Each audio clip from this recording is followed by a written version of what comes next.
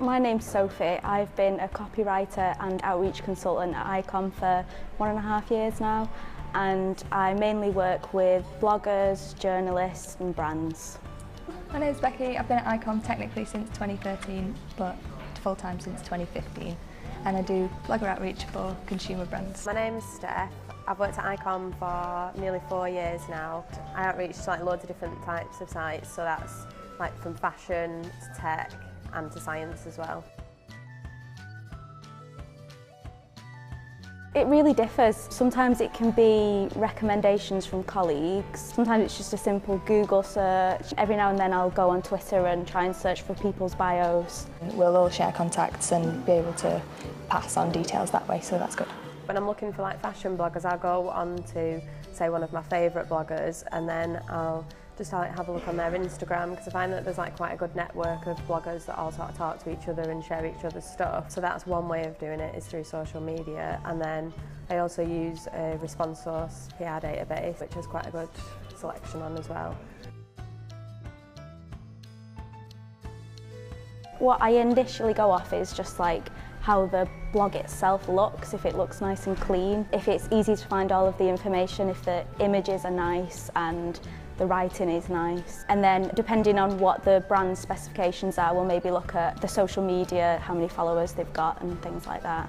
So I'm quite guided by visual aesthetic look, really. So I would start there, I think, and having a clear style and using imagery that suits that would really guide me. More so, I think, than follower numbers. It depends on the client, but we might have some who want a higher social media following, or we'll have some that want some that are able to talk about something really specialist, or some that run good competitions and have really good engagement on the socials. It just depends on what the client's objectives are. Absolutely not just product reviews and written posts. Some of my favourite things have been when we've worked on bigger campaigns where we've thrown the idea out and then the bloggers have come back with something a bit more creative. We work with YouTubers as well who do reviews on YouTube channels. We get commentary from bloggers sometimes. So we've done things from product design competitions where the bloggers have actually gone away and designed their own products, or we'll do traditional competitions where we'll run a competition giving away a product on a blogger's social channels, and then we do things like collaborations. When a new range comes out, they might model the clothes on their Instagram, and we also do guest content as well, or bloggers might contribute some technical features to a client's site. There's loads of different ways we can work together. It just depends on the industry. I love it when bloggers approach me. I think it's always really nice when a blogger approaches you, because it shows that they're passionate about the brand and that they're really excited about working with you. So it's always a good thing in my eyes. I would love it if bloggers approached me. That would be the best thing ever. I would prefer an email, so if you know who to contact, then fire over an email. I think the best way to do it is just with an email that clearly states what they want to do and how they want to collaborate, maybe including a media pack and a rate card as well, so we can get all the information that we need. I think that's a really good starting point. You need to be clear what it is you're offering. So sometimes I've been approached by bloggers and they'll be like, do you want to work together? It's maybe, but what do you want to do, and what kind of stuff can you offer us? So it's just being clear, I think, in your initial email, either as the outreach person or as a blogger if you're approaching us. I think the worst thing a blogger can do is go quiet. So once we've sent the product or we've arranged a review, if they don't keep me up to date on where they are, because it can be quite frustrating when we don't hear anything. And obviously it's fine that they don't get around to it straight away, but it's just good that we know beforehand. I think we've had some disappointments in the past where bloggers haven't quite delivered what they said they were going to, or we've agreed maybe by a contract at the start and then we've not received what we said we were going to. It makes it quite difficult to go back to the client and say that we've not achieved what we set out to do, and it has resulted in some blacklisted bloggers. So the worst thing a blogger could do for me is ask for money but then not tell me what they're going to do, because I've got to be specific about what we're actually getting from the blogger. And if they're just saying, well, I charge this, but it's right, how many social posts are you going to do? What are you going to say about the brand? You don't have to be positive, but are you going to write a long review? Are you going to include pictures? I think it's just being really specific if you are charging what you're going to get. Personally, some of my favourite bloggers are Don't Cramp My Style, just because I think a blog is like so authentic and lovely, and I love the way that she writes so honestly. Suzanne from And Ruby Makes 4 has been absolutely lovely to work with, just because she's so personable and a great person to like keep me up to date of where she is with everything.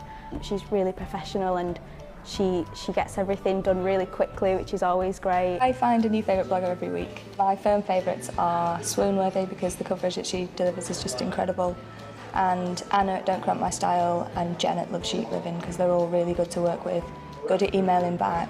They ask questions when they don't understand the brief, and we've had some really good work from them. So one of my favourite bloggers is Scarlett Dixon. She just seems like a really nice person. She wants like bloggers to work together. She's really nice about working with brands. She kind of understands like why we're asking certain questions and doesn't get like annoyed if we're asking, can you share this on this channel as well as the other one? It's like, yeah, that's absolutely fine. I follow gaming bloggers as well and tech bloggers because I have my own gaming blog. I don't update it as regularly as I'd like to, but I also run gaming events, so it's just nice to get involved in the industry. I love blogger outreach. I like showing brands how the end user could style and use the product, and I think that's what you get more with bloggers than you do with maybe affiliates. You know, the celebrities who you know are being paid to promote it. I think with bloggers you get a much more organic, natural review. I think we just get to work with some really lovely people that you can build relationships with, and it's always really rewarding to see something that you've arranged on a blog that you absolutely love. So I love doing blogger outreach because it's nice, you can meet some like really nice people through it, and some of the campaigns that we work on are really fun. So obviously you've got like your product reviews side of it, but there's more like exciting stuff as well that we do, and when like the campaign is running and it's live, it's like really rewarding. I would love to receive, maybe at the start of the year or midway through, a plan of what bloggers have got in mind for their posting schedule for the next few weeks. We just had a really good email from Kate at Fabric of My Life, who said that she's going to cover, you know, linens in her bedroom in the next few months, so that was really good for us to get in touch with her. I've worked with a few bloggers before who sent a little report afterwards of the engagement that they've received, and maybe links to the social posts as well, which is always really good because then the information's all in one place and then we can then forward that onto the client. To make my life easier when going to clients, I'd say rate cards, media packs, anything like that that I can just forward on to the client is really useful, because the first question I get asked is what are they going to do exactly, like specifically are they going to share it this many times, and like how many followers have they got, how many visitors have they got, and just being upfront about how much they charge as well. So for you bloggers, I've got a question. How do you get past like the first few thousand followers? So some of you obviously got like really high followings, like how do you get to that? I'd really like to know what annoys a blogger when they're working with a brand. Is there any no-nos for them? I'd like to know whether bloggers have a content calendar and whether they plan ahead and whether they would be interested in sharing this with brands or not.